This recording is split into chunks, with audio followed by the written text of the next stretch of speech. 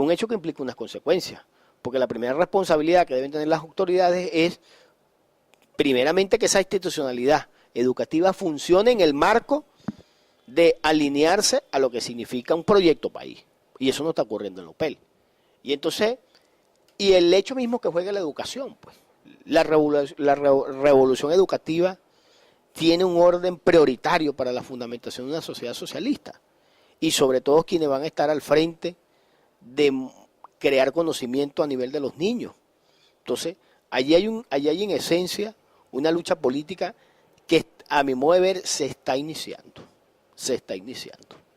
Y yo creo que en la medida que se vaya posesionando, ya solo el hecho de posesionar una nueva agenda, yo creo que ahí se están estableciendo las nuevas correlaciones de fuerza. Y yo creo que las correlaciones de fuerzas apuntan a que la UPEL tiene que desfavorecer los sectores del control económico que había en este país y tiene que favorecer una sociedad para la inclusión y una sociedad para la justicia social.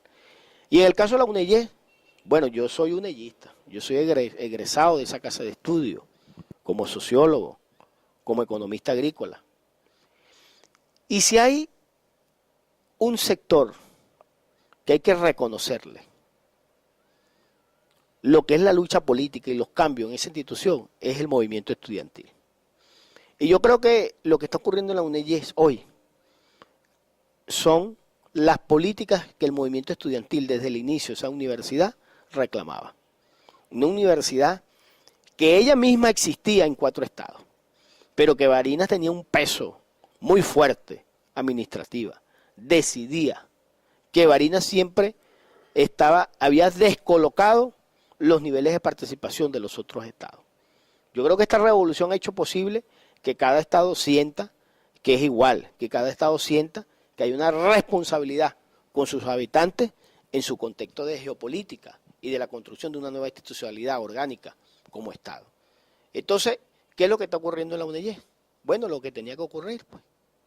¿Okay? Ya una universidad que inició con 1000 estudiantes, ya estamos hablando de una universidad que ha superado los 20.000 estudiantes. Una universidad que tiene una matrícula estudiantil, sobre todo, que está relacionada con los jóvenes, los adolescentes de esos estados. Es decir, que no van a tener la necesidad de moverse a las grandes ciudades del país, sino que se quedaron allí en los estados. Pero ese es el hecho central de poder distribuir ahora la UNEYES en 4 estados y no dividirla, porque ese es el lenguaje, esa es la manipulación de la oposición cuando ellos hablan de división. No, un estado que anda en transición socialista no es generador de división, es un estado orgánico, es un estado que lo que quiere fortalecer es la coordinación y lo que quiere sobre todo fortalecer es el papel que tiene cada uno de ellos en su contexto de regionalidad y en su concepto de municipalidad, pero no para construir unos reyesitos, sino para contribuir la práctica de un estado que se hace fuerte, que es robusto, que es vigoroso y que tiene conciencia orgánica en la medida que todas sus partes se conectan, se relacionan y tienen una política rectora y direccionada como es la transición para la conformación de un Estado socialista bolivariano. Yo creo que esto es apasionante, por ejemplo en mi caso, como unellista, saber que esto está ocurriendo. Saber, por ejemplo, hoy que el núcleo de la UNEYES Barinas se va a convertir en la Universidad de Barinas Ezequiel Zamora. Es rendir tributo a una idea.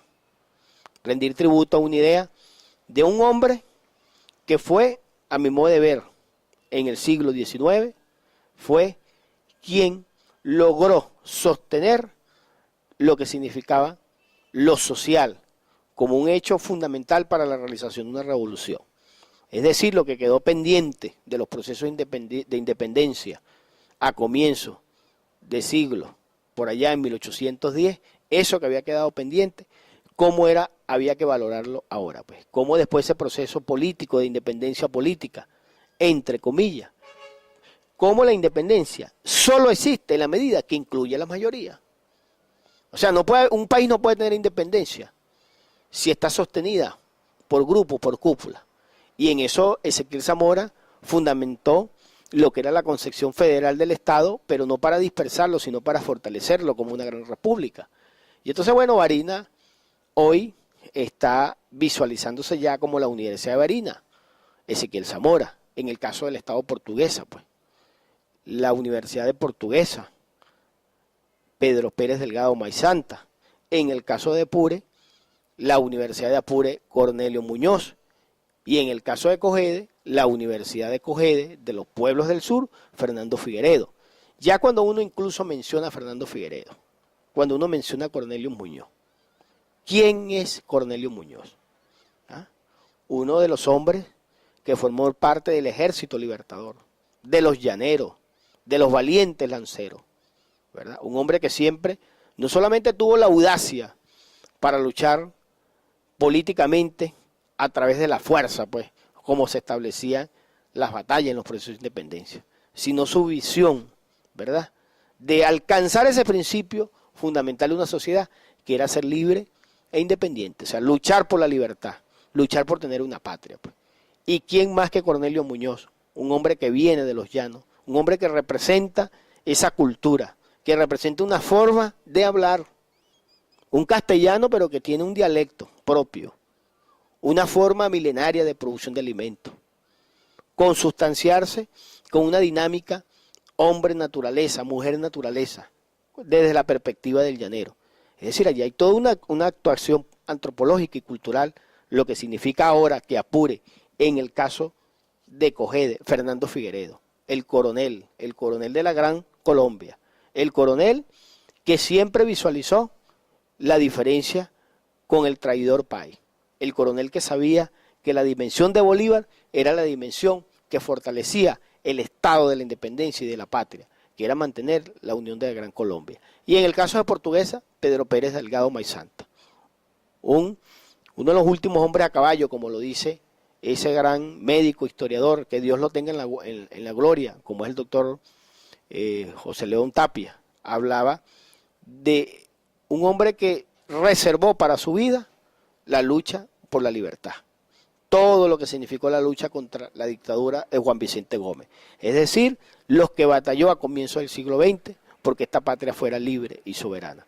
De tal manera que allí hay todo también una realización ideológica de poder rescatar esos aportes y esos valores de estos hombres que lucharon a cambio de nada, a nada de lo material, a nada del concepto capitalista, lucharon a cambio de construir una patria libre y soberana. La lucha por la independencia continúa.